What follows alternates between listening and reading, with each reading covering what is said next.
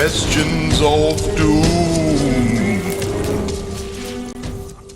Hello and welcome back to another Questions of Doom.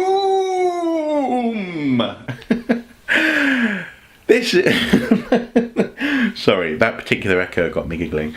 In this series, as ever, I attempt to answer questions that you send my way using the archaeosoup@gmail.com email address, as displayed on the YouTube channel homepage, but as you'll also see at the end of this video. In answering these questions by video, it is my fond hope that the answer is not only useful to the person who's asked the question, but also anyone else out there who may be wondering the same thing. Now, controversially, today's Question of Doom has actually come via the Facebook page, and today I was actually planning on putting out a different video entirely, but I figured today might be the day to answer this question. So it goes like this. Hi Archaeosoup, I'm Guadalupe Perez, a college student in Texas. I have been a big fan of y'all's for years now. My dream of becoming an archaeologist or anthropologist can relate and learn from y'all. Well, I have a project for my education college class. I have to interview someone who is in the field that I'll be talking or presenting about, and that it would be a great honour if you could answer a few questions. Question 1. What intrigued you about archaeology, presumably before I became an archaeologist? Question 2. How did I prepare to immerse myself in the field of archaeology? And question 3. How has it been? How rewarding has it been in the field of archaeology? Thanks so much, says Guadalupe. Well, those are interesting questions, and these are, I suppose, in that sense, they're not sort of strictly archaeological questions, but they are questions which I do occasionally receive in other forms as well. So I figured this was probably worthwhile quickly answering. So first of all, what intrigued me about archaeology? Prior to being an archaeologist, I was very much going down the road of being probably an artist or an architect. I've always been a very creative person, quite good with my hands, quite good at maths and science. And for a long time that was my destiny. My destiny was sort of laid out before me. But in the run-up to actually taking up a position at Art College, a local art college in North Wales, it just became clear that art really wasn't for me. I was just exhausted by the process of creating artwork and then having it, what seemed like almost arbitrarily marked by someone else. That not only was tiring, but also personally, I think, sort of goes against actually the purpose of art. It's not necessarily there to be marked, it's there to be contemplated and maybe responded to. So I sort of found myself in a bit of a crisis. Now, I've always loved history and archaeology, and for a long time it just didn't really occur to me that it was a viable career path. In high school in particular, I remember going to see the careers person, the careers officer, and they said, have you considered becoming a farmer? And I was like, no, I haven't considered becoming a farmer. I don't want to be a farmer. I don't have a farm for a start. So yeah, that guy really wasn't very helpful, and he wasn't very helpful actually, I don't think, for anyone else in the school really. But it was clear that I had to think about my options in terms of career, especially if I didn't want to go into higher education as an artist. So really I fell back on my other passions. I always figured that the history and archaeology were interests, passionate interests. I'd always desperately, voraciously enjoyed visiting more and more archaeological sites, learning more about them, drawing them in fact actually. There's a drawing of Harlech Castle back home on the wall, which I'm very proud of. But it never, like I say, archaeology actually hadn't really been spelled out as a potential career path. So what happened? Well, my girlfriend at the time, she was definitely going to go and be an archaeologist, and she was adamant that was what she wanted to do. She was very much into reading about Egyptology and the adventures of certain Egyptologists, for example, in Egypt, and actually she had lined up a digging experience in Cheshire, just across the border in England.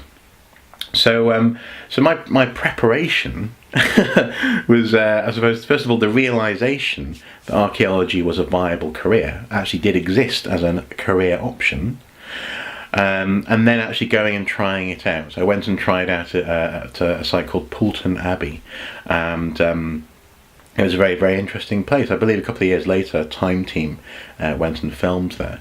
But very, very interesting dig. It's where I did my first human exhumation. I dug up my first human grave, my first human body, and also got to grips with things linked with, say, surveying, and also just the day-to-day rhythms of life on an archaeological site. It's a much slower process than I thought it would be.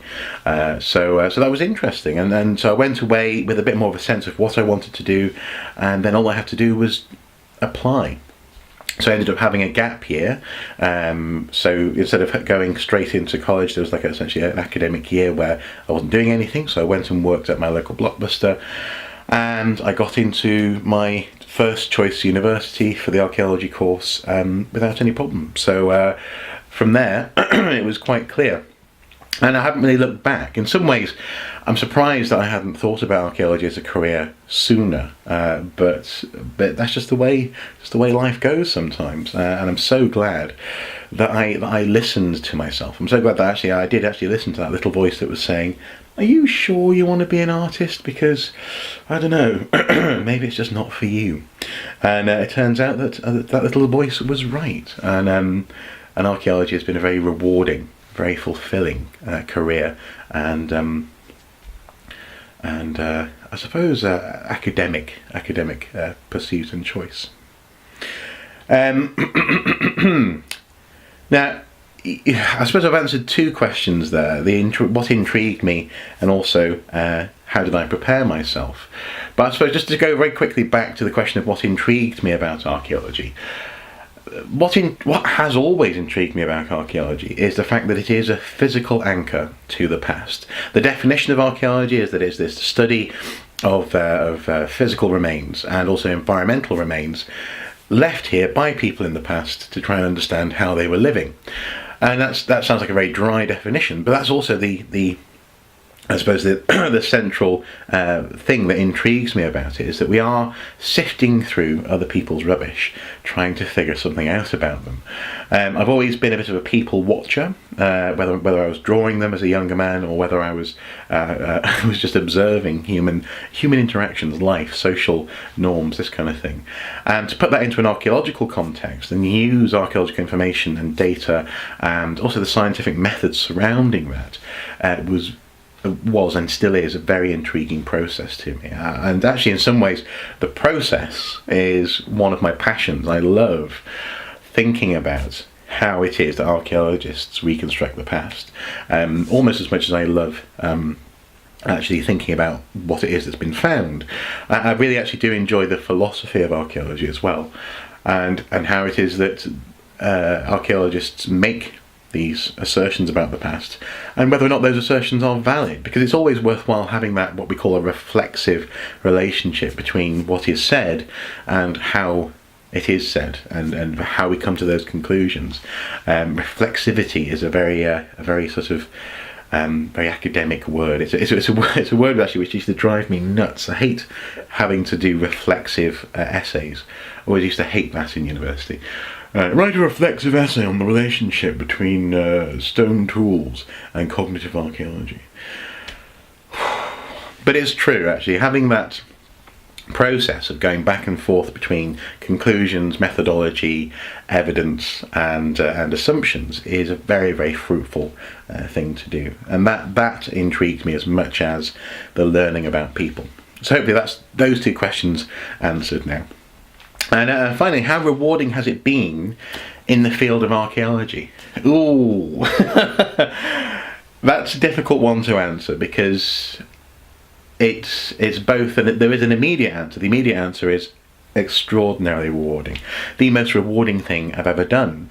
Far more rewarding than any piece of paper that I ever drew on, any degree I ever earned, any money I've ever made, and most human relationships that I've ever had, as it were. Archaeology can be a love of your life, as it were. It can be really a really all-consuming, rewarding thing. But like some of these loves, these passions in your life, it can also be a real bitch. and sometimes, obviously, archaeology is notorious for being a passion project, which really doesn't pay too well. And that's really been, in the sense of rewarding, the downside is that archaeology doesn't pay very well. I've never really had, for example, the money to go off and just be a digger. And unfortunately, you need the money because you need to get the experience by paying for it, and then you get to go and have a job. I've never had the money from doing archaeological research, maybe desk-based assessments or even the occasional dig, to plough back into that passion. It's always been a bit of a hand-to-mouth existence, very much a subsistence career.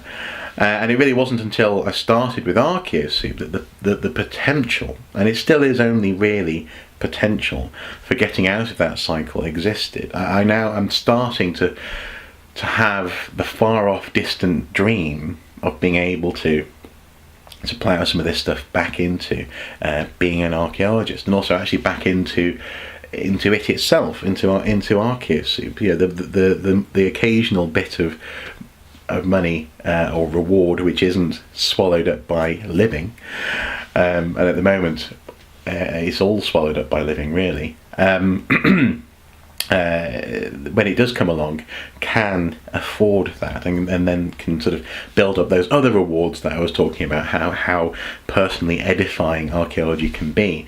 But it is very much a balance. It's a double-edged sword. It's something which I think most archaeologists will say is that they love it. They wouldn't not do archaeology. They wouldn't change their career for all the tea in China. But it is a labour of love, and sometimes the things you love hurt you, or at the very least don't feed you. So it's totally rewarding, utterly totally rewarding. And I mean, yes, okay, I was saying, it can be better than some of the best human relationships that you have, but obviously, my wife is better than archaeology easily. Just want to make sure people know that, so she doesn't hear. But I suppose what I'm saying is it is in that just like an obsession, just like a love, archaeology is a very addictive thing. So very, very rewarding and very, very fulfilling. But it just it's just not it's not rocket science. It's not brain surgery. It's not GlaxoSmithKline, where chemistry can bring huge profits and reward, and sometimes that can be hard to live with. So I don't want to lie about that. That's just the truth, and I think most archaeologists will probably agree with that. So there you go, Gidaloop. Hopefully this has answered those questions in a way that maybe you weren't expecting.